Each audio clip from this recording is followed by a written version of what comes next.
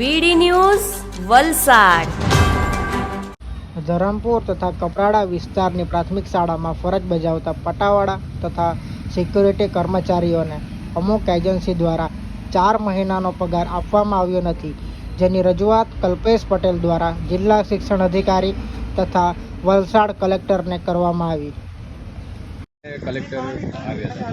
જય આદિવાસી જોહર। આજરોજ અમે સરકારી માધ્યમિક શાળાઓમાં ધરમપુર અને કપરાડા વિસ્તારની જે શાળાઓ છે એમાં સિક્યુરિટી અને પટાવાળા તરીકે નોકરી કરતા કામદારો સાથે રજૂઆત કરવા આવ્યા છે કે એમનો છેલ્લા 4 મહિનાથી પગાર નથી આપવામાં આવ્યો એજન્સી દ્વારા, અને સાથે અમારી એ પણ માંગણી હતી કે એમની પગાર સ્લીપ આપવામાં આવે, એમનું પીએફ કાપવામાં આવે। મને લાગી રહ્યું છે કે ક્યાંક ને ક્યાંક આ એજન્સીઓને આપી દેવાના બહાને અમારા આ સિક્યુરિટી ભાઈઓનું શોષણ કરવામાં આવ્યું છે। દરેક જગ્યાએ કોન્ટ્રાક્ટ થતા હોય એના લીધે આ કર્મચારીઓનું શોષણ થાય છે। જો તમારી માંગણી સંતોષવામાં ન આવે તો આગામી શું પગલાં રહેશે? અમે ટૂંક જ સમયમાં 80 જણા જેટલા છે આ પટાવાળા અને સિક્યુરિટી એમની સાથે મિટિંગ કરીશું અને આગામી દિવસનો કાર્યક્રમ કરીશું।